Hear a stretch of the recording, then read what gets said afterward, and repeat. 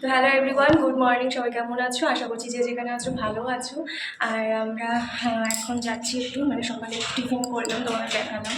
তো এখন আমরা যাচ্ছি একটু, মানে প্রচণ্ড তো গরম পড়েছে এখানে। সারাদিন যেমন তেমন আমি কাটিয়ে দিচ্ছি, আমার মানে সিলিং ফ্যানেই হয়ে যাচ্ছে।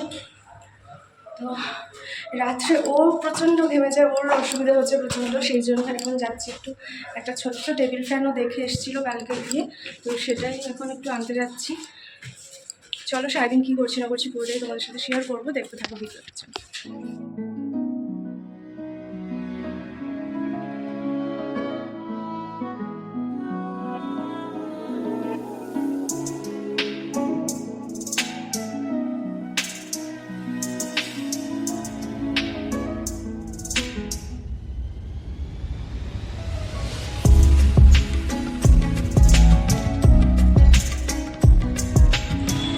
जाता कहाँ है?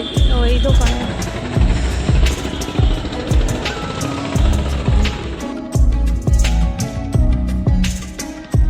দেখো কোনটুকু ছোট্ট একটা কুলার। কুলারটা কত বলবো? 1700-1800 ওরকম, 1750 এরকম পাওয়া যায় না।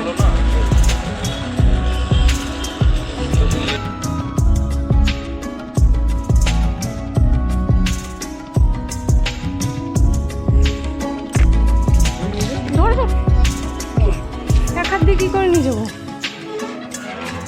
দাঁড়াও, দরজাটা খুলে নি।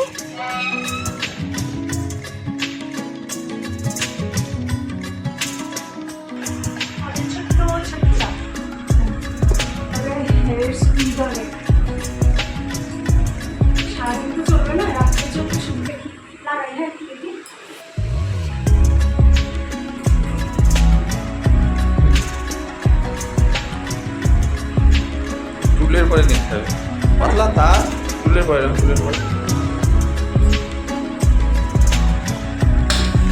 টুল নিয়ে আসো।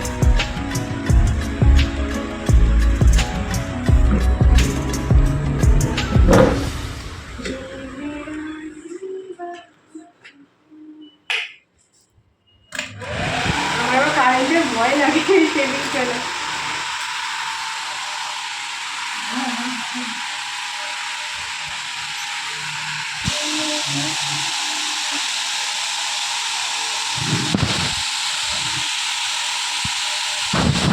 আমি রান্না বান্না ছেড়ে এখন হাওয়া খেতে বসছি।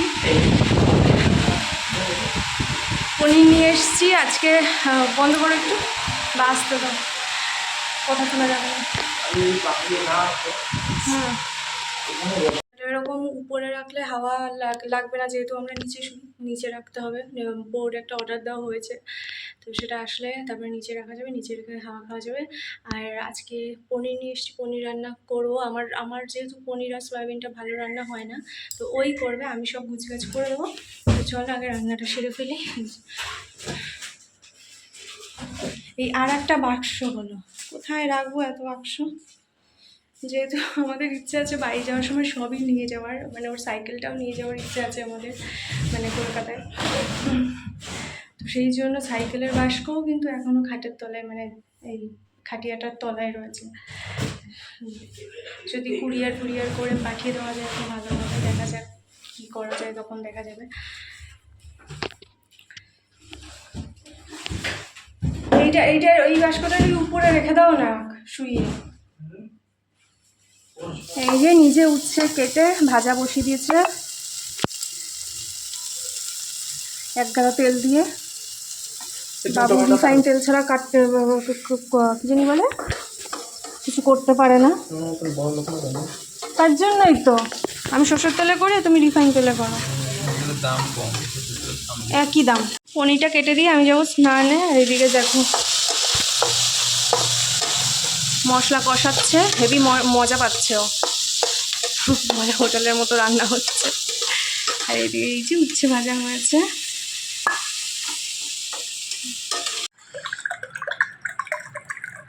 এখন এই ডাবটা খেয়ে, মানে জলটা খেয়ে ও যাবে স্নানে। সব কাজ হয়ে গেছে আমাদের পুরো।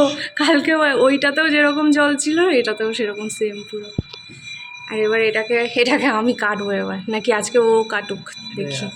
তুমি কাটুন পাবো, সরো তুমি কাটো, এই যে মতো কাটো না দেখি কেমন পারো। আমি তো নারকেলও কেটেছি পুরো। আর এই কাপগুলো যে আমরা বড় কাপগুলো যে এনেছি ওগুলো আর কাজে লাগে না, গ্লাসেই খাচ্ছি আমরা সব কিছু, চা বলো, জল বলো, গ্লুকন্ডি বলো, সব কিছুই। আপনি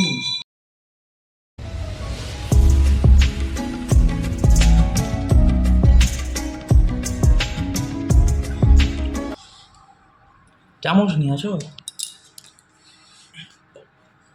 এখনই খেয়ে ফেলবো, না কালো কালো মতো হয়ে যায়।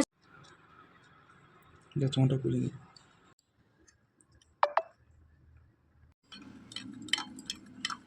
তো ওই তো ভালো।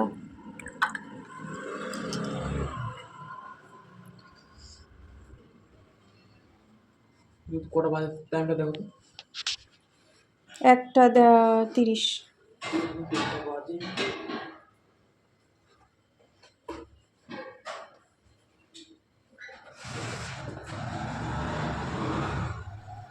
তোমার একটা জুতো লাগবে। জুতোটার কি অবস্থা হয়েছে? জুতো কিন্তু দেখো ভালো আছে, দেখে মনে হচ্ছে এটা কেমন, কিন্তু জুতো ভালো আছে। ওই যেহেতু অর্ডার মারে সেই জন্য জুতোর উপর সব কিছু পরে এরকম। আর আমি এই দাগ তো তুলতে পারছি না, এই কালো দাগ সামনে। আর রেগুলার মানে 3 দিন পর পর যদি জুতো ধোয়া হয় ঘষে ঘষে, সেই জুতো আর থাকে বলো?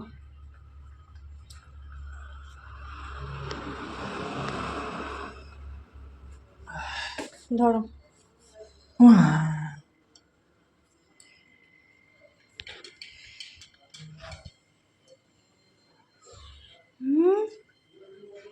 এই চুমুক দে।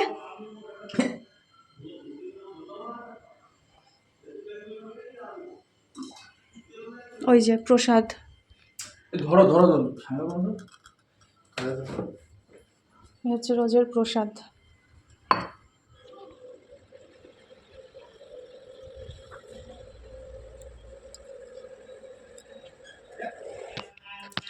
তো ও চলে গেল কাজে, আর আমারও কিন্তু সব কাজ হয়ে গেছে। তো এবার যাবো স্নানে। আর অনেক দিন মানে আমার কয়দিন তো গ্যাসে ভুগলাম, ফার্স্টে 3-4 দিন, তারপর 3 দিনের মতো জ্বরে ভুগলাম। আজকে ভালো লাগছে, মানে কালকে বিকেল থেকে আমার ভালো লাগছে। তো ঠান্ডা লাগলে এমনি আমি মাথায় তেল দিই না, তো আজকে একটু তেল দেবো ভাবছি। তেল দিয়ে যাই স্নানে।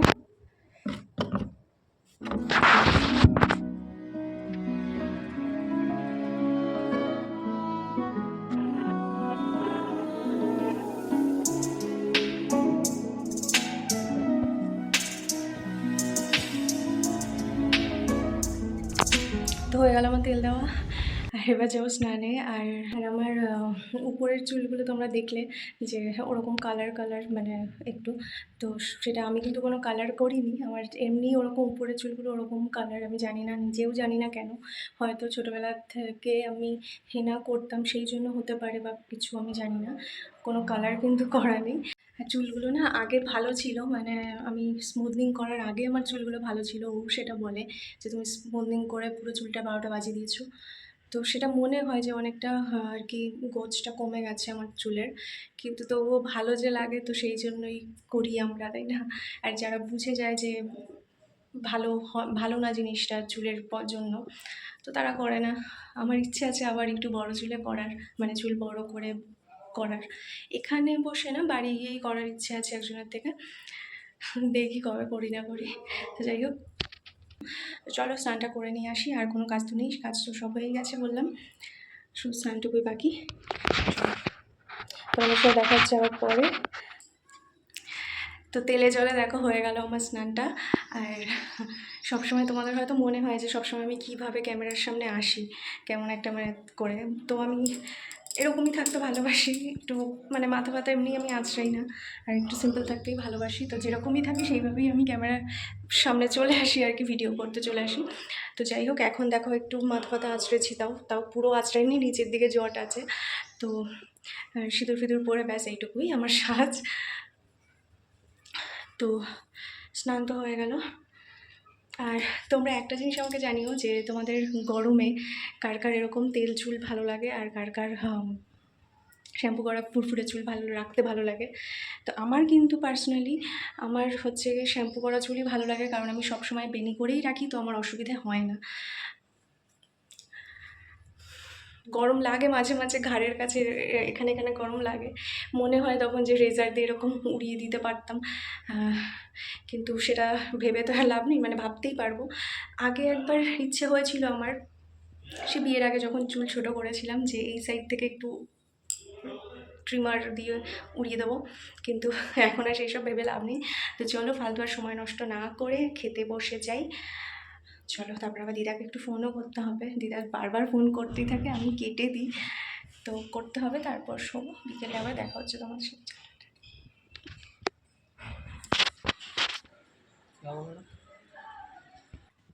কখন যে আমার ফোন থেকে পার্সেল অর্ডার করেছে আমি জানি না। এই একটা পার্সেল অর্ডার করেছিল আমার ফোন থেকে, মানে ও করেছিল ফ্লিপকার্ট থেকে আমার ফোন থেকে, আমি জানিও না কখন করেছে। আর ওরও না হোটেলে একটা অন্য ছেলের, আমার তো অবাক হয়ে গেলাম যে কি আসলো। একটা বোর্ড অর্ডার করেছে, সেটা তো কারেন্টের, সেটা সকালে করলো, আর ওটা তো টাকা দেওয়াও আছে, বলছে ক্যাশ না অনলাইন এরকম বলছে। আমি বলছি, কী রে বাবা, তো অবাক হয়ে গেছিলাম। তো যাই হোক, এই উঠলাম, ফ্রেশ ট্রেশ হয়ে নি, সন্ধ্যাবন্ধা দিই, পরে দেখা হচ্ছে তোমাদের সাথে। আজকে আমরা ফুল আনতে গেছিলাম সকালে, তোমরা তো দেখলে। দেখো আজকে শুধুমাত্র গোলাপ ফুলই দিয়েছে, আজকে কোনো গাঁদা ফুল দেয়নি। দেখো 10 টাকার গোলাপ, কি সুন্দর গন্ধ বেরোচ্ছে।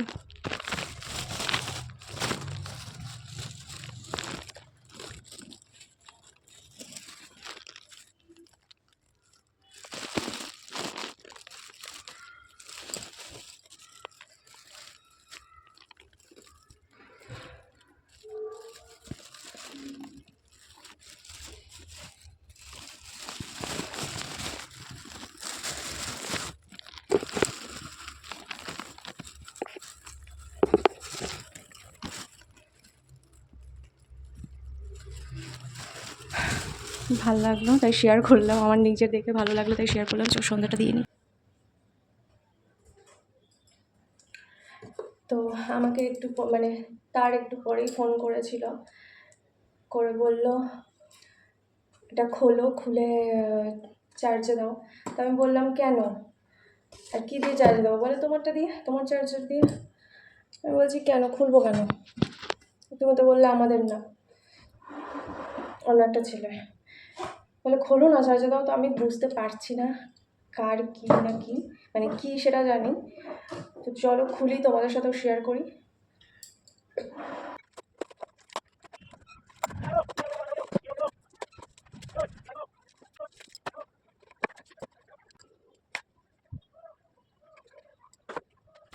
তো এটা হচ্ছে একটা ব্লুটুথ হেডফোন বোল্টের।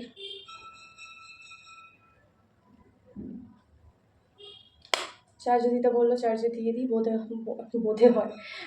হয় রাত্রে শুনতে পারে বা বই দেখতে পারে রাত্রে, সেজন্যই বলতে।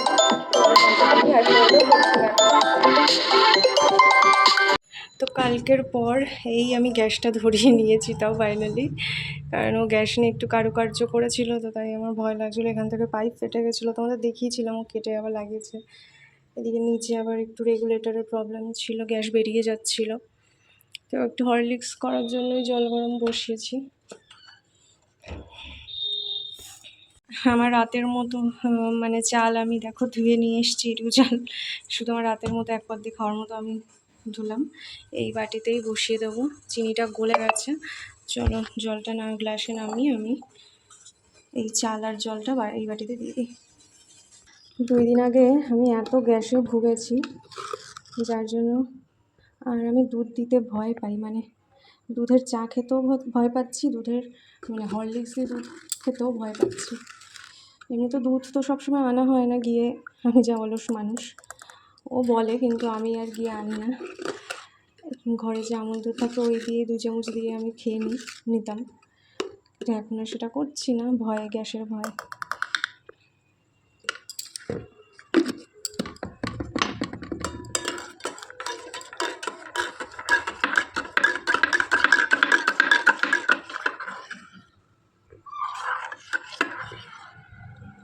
আর এটা যেহেতু ক্যারামেল ফ্লেভারের, তো খেতে কিন্তু ভালোই লাগে, জল দিয়েও খারাপ লাগে না খেতে আমার কাছে।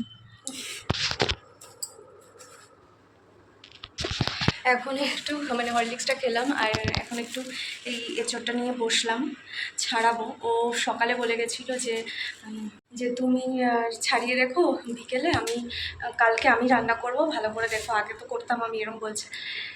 ঠিক আছে তুমি করতে, ঠিক আছে, আমি একটু বাঙালিভাবে খেতে চাই, বাঙালিদের মতো খেতে চাই, বলে তুমি দেখো না আমি করবো কালকে। তো এত ই করে বলেছে যখন, না ছেড়ে রাখলে হয়, তো সেই জন্যই এখন ছাড়াতে মানে বসছি। আর তেল টেল সবই নিয়ে বসছি এখানে। এই যে নিচে পাটি পেতেছি সুন্দর। আর কি বেশ একটা বলবো বললাম, ভুলে গেছি।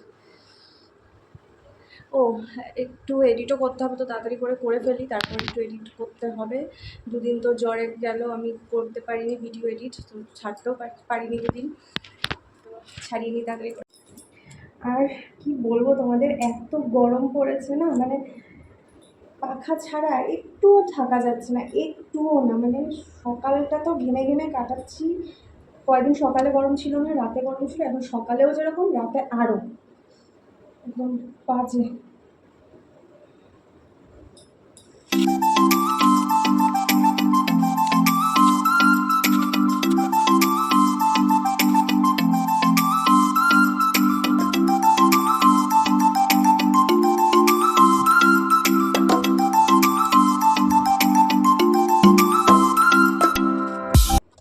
তো এই যে হয়েছে আমার ছাড়ানো, এইটুকুটা দেখো কোনটুকু, কি বলবো আর।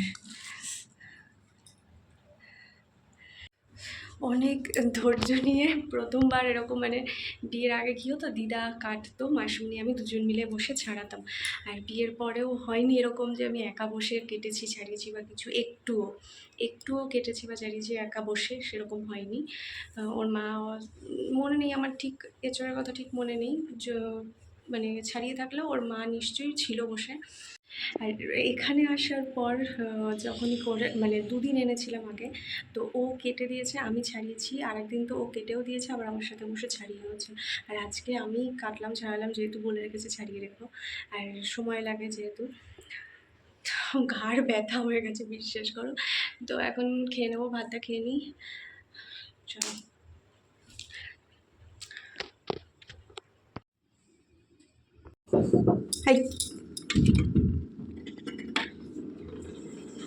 ঘেমে কি অবস্থা দেখো, বেচারা কষ্ট করে আসলো সারাদিন।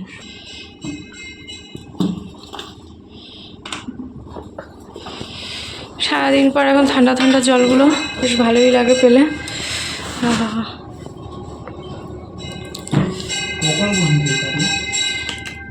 অনেকক্ষণ আগে উঠে।